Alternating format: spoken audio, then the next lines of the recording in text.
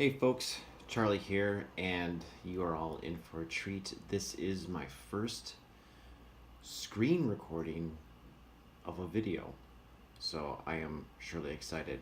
And to the one subscriber that decided to unsubscribe from me, I am sorry for whatever I did to make you upset. Actually, I'm not. I'm just, doing my thing, trying to make it in this crazy world. Anyways, CB Cebulski started the day off like absolutely fantastic and sent out a tweet that everybody saw and just went to town. Uh, it's right down here. I took my prep, so I got all my stuff all lined up for us. So we'll get into Malin, diversity, and comics, jawbreakers, our insights, and all that type of stuff later. Let's talk about CB Cebulski's tweet. And first of all, I'm calling shenanigans too because DNC works from home, and it's not fair because he gets to put his videos out before all the rest of us. But I'm not going to get into that. So CB says, he tweets, honestly, there's never been a better time to be an up-and-coming creator in comics. We need more talented writers, pencilers, inkers, colorists, cover artists, and designers than ever before. Really, start by making a name for yourself and getting your work seen. Word of mouth is key. Now, everybody went to town on the fact of that little last line, word of mouth, because that was literally code for you have to be in the right groups to get into work for Marvel. Um, yeah, we all saw through that. But he was actually right. And I've been saying this before in some of my other videos. Um, DNC, Van Sciver, all of them have started something. Malin have started something, and it's just right on the cusp. And I've told you before, like I'm trying to break in, do my thing. I want to make great comics. We'll talk about that in a bit. But let's first look at some of these posts. When that's just bad video, but that's kind of funny. Um, you know, thanks, dude. This cover artist actually was pretty good. Xteve Abianto, Tu, Abanto. So he's good. If I had the funds, I'd scoop it up in a second. All right, here's a good one. Peter Cementi. Marvel's public submission policy is do not reach out to us. We'll reach out to you. How can all those talented, hardworking up-and-comers that are making names for themselves submit to you guys? Or is it one of those, it's you, who you know, not what you know kind of things? And he's pretty much correct. There used to be a submission process. You'd go to the conventions to start it. So you'd work, through high school and college on your craft. You would take your portfolio. I actually work in technology, and I actually have a portfolio still. It's something I carried over from when I was a artist and a photographer. I actually take it in, and I find that people actually, when you work in the tech industry, in design, actually having something in hand really helps you out. You also have an online portfolio, but the hardcover one is kind of cool. It's got me. It actually got me a job one time. All right. Stephen Leggy, start making a name for yourself and get your work seen is pretty self-explanatory. They want to know you can do work, not just make a portfolio. That's true, but there's no avenue for you to actually show that portfolio. So you either produce a whole bunch of crap, garbage to your stuff that doesn't get you anywhere, or the way the old comic book companies used to be is they would turn you down, but they'd tell you how to improve yourself, and then you'd work at it to make yourself better. They were talking about Jim Lee and Alpha Flight. Jim Lee's on a whole nother level. Comic art grades dying pretty hard size. Digital web posting, Punch Jack. People talk about other stuff. This thread is going to be very funny very quickly. And with me without my popcorn meme. And this one dude posts the popcorn. That's a pretty funny stuff. I got a popcorn meme on my Destiny 2 character, which I actually don't even play Destiny 2 anymore. Avengers playset, no assembly required. Oh, Jesus. Some of these artists that were posting were actually pretty good, and Marvel should reach out to them, because if you look at the comics that are coming out right now, they're junk. I mean, it took me forever. I don't even want to get on this tangent because I was thinking about this today as I was coming back from the store. Yesterday, I did 2 takes of Extinction, the new X Men comic that's coming out. I think it's like a 4 or 5 part series. There's, there's just dragging that one out. But that was the first comic in a long time that actually liked the art, and I was like, okay, that's pretty good. But you look at some of these other, like Squirrel Girl, maybe the Avengers. I don't know. Like I even picked it up. Like I went to the comic book store on Wednesday, and there were 3 packed uh, aisles, not 3 packed aisles, 3 pack stacks of Fantastic Four #1. 3 packed, nobody was picking it up. And Fantastic Four used to be a book that I used to pick up. And I opened up the cover art and I was like, first of all, the cover was ugly as crap, so that was a turn off for me right there. I opened it up and the art was semi decent, but like again, that's like, it's a rarity. It's a rarity these days. What else do we got going on here? Positivity message. I can only agree with one statement. You know, this thread really got into DNC and Comicsgate, which I found funny on CB's thread, because he's talking about wanting the talent and stuff like that, and they're doing it. They're doing what Marvel's not doing, and it's pretty freaking fantastic. Well, I took my prep, but now there's all these extra tweets. All right, getting closer, I think. You see, now this guy right here, Joel, whatever his name is, it's got those 2 little dots above the E, and I don't know how that makes the E sound. He would, like other people said, this guy would be on an annual, and they would take him under his wing, and they would teach him how to, these are pretty much just straight flat angles, and you need some dynamic poses. Let's keep on going. Cat butterfly. That's funny. What else we got going on? Kind of ironic that'll happen in the last few months. Alright, no sir, but word of mouth is what got Marvel here is the last couple years. You want to personally start scouting talent by merit and bodywork, because most of what you have is lackluster and runs at best.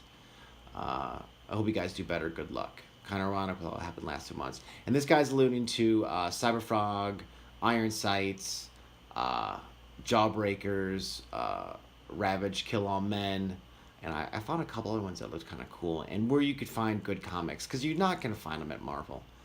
And letters too, don't forget about us. Keep it on. I've got a great X-Men pitch. Yeah, we all got great X-Men pitch. When I first got my Twitter account, I used to send CB Cebulski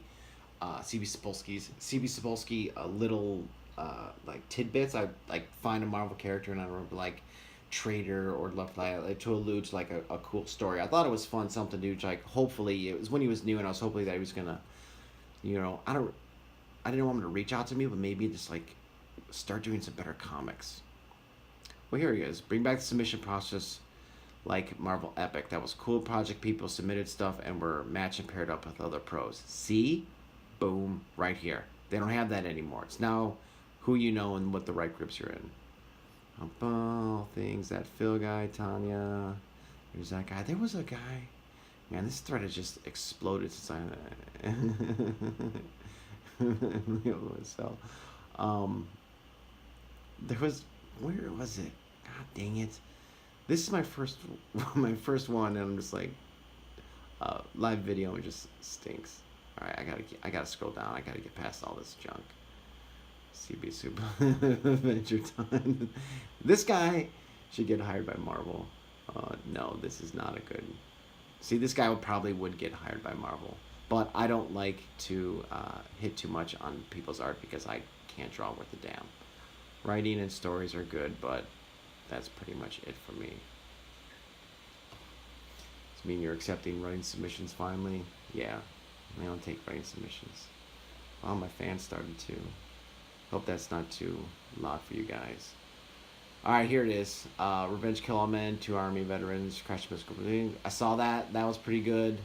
Hard pass. This one right here, way ahead of you, buddy. I need to see this one. I hope that fan isn't too loud. This is where this is where it started. The earlier tweets were starting to get a little weird and creepy. Peppy, uh, Jobtown Factor, Cebulski, Mushroom Murders, whatever. G.I. Joe. Man, now I know what they're talking about when you're a thing. All right, serious. You haven't heard of him? John Malin. He's making a name for himself and getting his work seen. Word of mouth is he's a pretty good artist. Just got his Jawbreakers crowdfunded. So here they just threw it right back at their face because everybody's been working hard. It's Marvel that decided to stop working. So there's really nothing we can do about it. But there was one with that weird haircut that freaking DNC had. Positive vibes. Where is it? Iron Sights. Make a name for himself. So here's another one. Talking about Iron Sights. Here's another name for yourself. Cyberfrog. So they were just throwing it back in his face. It looks like they cleaned it up a little bit, but it was getting a little toasty in there. So Mr. Cebulski, yeah, nobody believes you, because you guys are putting out trash comics. I mean, just tons of them. And the worst part about it is too, I've been seeing what DC's been doing, Detective Comics, and they're hell bent on following Marvel's lead. Their live action is going off the rails, and that Batman 50 still icks me. I purposely went and see if there's still some Batman 50s, and there were. And they're on like 53 now, issue 53, and there was still 50 there. There was actually a couple 50s there, so that's crap. So I want to talk about people that were actually putting their name out there, and our talented writers, pencilers, colors, artists, and designers. First, we're going to talk about Malin. He is pretty much like the hot stuff right now. I'm not sure what his history was with Marvel. I know he was on cable, and I'm just going on like a side tangent right here. Looking back at Extinction, and it's been out for now, so I can tell you, they killed Cable.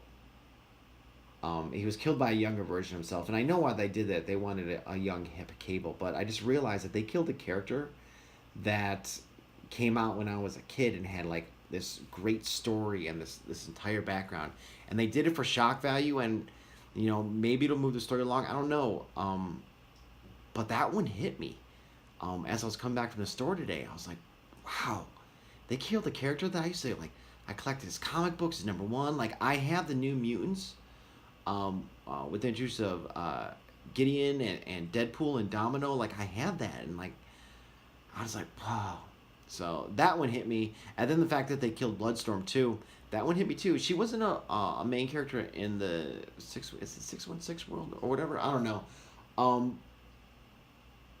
But she was a well known character in one of the alternate worlds, and that one hit me too. So I'm looking at this art, and I'm just, God dang it, this guy's got talent just falling from him.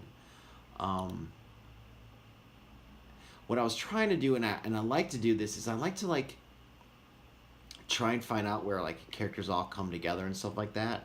I'm not sure if this is going to be it. First of all, DNC was right. That matching uniforms makes chicks look hot. Like that's pretty hot. I'm guessing some stuff between these two. Oh no, he's got the eyes. This older gentleman's like, God damn it. This might be like a really cool team. I mean, I don't want to mention like the main, small 4-man team. Actually, I've designed several different teams like that. 4 to 5 is pretty much the amount of characters you want in a book. Anything a little bit more, you better be like a good writer and be able to handle the balance that comes along with managing all those characters, all those personalities. You don't want them to blend together. You want to give them all screen time, page time, screen time. It's easy to drop characters when you go over 5. But Graveyard Shift, I mean, I've never been more upset that I'm not going to be able to. I'm not sure how I'm going to do this. I'm going to have to put the Indiegogo app on my phone and hope I'm able to get it, because I'm going to be out I'm gonna be way out. So I'm not sure if I'm gonna be able to get this one, and that kind of upsets me. So just looking at John Malin, man, his Twitter's actually very nice. I like his color scheme and everything. I'm gonna have to set mine up like this. Doug Ernest is going to be live this Friday. I saw this one and I don't know what to make of it. There's a DC character called Stargirl, and she's got a staff too.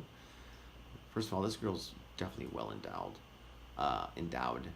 I'm not sure if it's a new take on it or what. So there's Malin. He's got a little jawbreaker thing here. Here's I'm digging the Legos. Okay, interesting. He's got his jawbreakers. That's just absolutely a fantastic book, just like the gold standards. So I went into the Indiegogo, and I wanted to see, what was going on. Lone Star, Heart of the Hero looked sort of cool. Alpha Dog Comic Presents. So there's a lot of good comics here, some creepy ones, but Trump Space Force is going to be fantastic, by the way. I am so happy that we have a Space Force. All of us in the military, and this is no joke. This is no joke. All of us, all the guys in my unit, they're all infantrymen. They all want to join the Space Force, and they're just hoping it happens while they're still young enough to do it. So Jawbreakers is in here. Some of these are trash, just how it is. You got the manga style. Japanese comics are pretty big. What else? Actually, I'll just go to the thing. So this was Jawbreakers. I purchased this one. I got the $50 one. I wanted the good one. And he made almost 4K. It was 4K on that one. So say 38, 380. So he did $380,000 on that. We're just gonna round up. On this one, he did 120. And the art looks fantastic on this too. Read more. Yeah. That's awesome. Hope she's the main character. Ethan made $500,000. And Ravage Kill All Men made 50. That's really good. I love good art, good stories. Chuck Dixon. And then there was another one that I found in here too, called Punchline. They made 10,000, but the art looked really good. It might be SJW. I don't know. Sometimes if you have good art, you can get past the SJW-ness of it. Yeah. Just good stuff. So you just have to go where to look, and you have to shoot for it. To summarize this, Mr. C.B. Cebulski said this. And I'm not gonna. Well, I'll read it one more time. Honestly, there's never been blah blah time. Word of mouth is key, and that's true in any industry. But DNC reviewed this too, and in he was talking about how this was a sham, and I agree with him. And he talked about how to try and get into Comicsgate, and that's something that I want in. They have the artists. And they have the inkers. I don't need the writers. I don't even need the funding. I can, I save my money. Anyways, but even if it's the Wild West right now for Comicsgate comics, and the main key heads need to not do what Image did, but they need to come together, and they need to figure out a way. It's like, listen, Marvel's not going to give us what we want. We're going to have to create this ourselves. Other comic book enthusiasts don't want to create comics, but they want to find comics. Indiegogo has definitely been good to everybody, but they're also putting some trash out there. So, I don't know. Now, me personally, I've sent messages to Ben Skyver, DNC, Yellow Flash was actually the only one that ever responded back to me. Um, so I'm not in yet, and I need to keep working on this. But someday, I swear to you, someday I'm gonna be sitting across from the bar from those guys and some other guys in Comic Gate, and they're gonna be looking at me like, "Dude, your comics are awesome," and I'm gonna be like, "Exactly. You wasted a lot of time." Because I don't have a lot of time to get on Twitter or make these YouTube videos. And to tell you the truth, I love talking to you people, but dang it, it's so hard to be on this stuff. Like, I have a job and it really sucks right now, and then I have a second job and it's going to suck even more, and then I'm probably going to have a third job uh, here in the fall. So I'll be working like three jobs, which means I have like no time for anything, and I can't get on for those like live. Oh, now I'm starting to rant and cry. Yeah, well, I'll finish the crying bit. I can't be on Twitter all the time. I, mean, I got stuff to do, and I can't make these videos all the time. I'm gonna try and do them in the mornings, but I hate the morning. I like to get up around 2 p.m. So just bypass that whole morning. Unfortunately, my life doesn't work like that, and I get up early. Um, but yeah, I can't. There's just no way I'm ever going to build a following the way Malin and DNC do. Just I'm never gonna be able to do it. Um, what I started doing today is like just pushing out like random stupid tweets. I was like, oh, meetings suck. I'm like, whatever. I don't know. I have no idea how to do this. All I know is that I want to work with these guys so bad. Um, yeah, I just want to make comics. Don't even want to do whatever. So I have 98 notifications. I wonder what that's all about. So yeah, CB. Too bad, so sad. Words out. Here's Cyberfog right there. Jungle Comics actually look good by Chuck Dixon. I clicked on that one. We're gonna scroll past that racist piece of crap. Yeah. So I guess the point of this is pretty much like my first test recording a video, and through screen capture, and us doing some making some comic books. I need to check this one out though. Public domain reference guide for free characters. Uncut, uncensored artwork. I might pick that one up. With any other good stuff here. You know. So that's pretty much it. That was just my latest rant on something. I was going to review Batman. Which one did I pick up? 53 or something like that, or 52. I'll do that one tomorrow. Oh no! I'm doing something else I've wanted to do for a long time. Yellow Flash and DNC used to do it, but nobody's done it in a bit, so I'm gonna do that one tomorrow because all I do is steal and copy. I'm a plagiarist. That's the name of my movie. Oh, I wanted to leave you guys with one thing. When you're writing a comic or you're reading a comic, it should invoke emotions. Basically, comics are like when you read a good book and you're just like and like your chest is getting pushed on because like what you're reading and the words and your imagination are just like going off.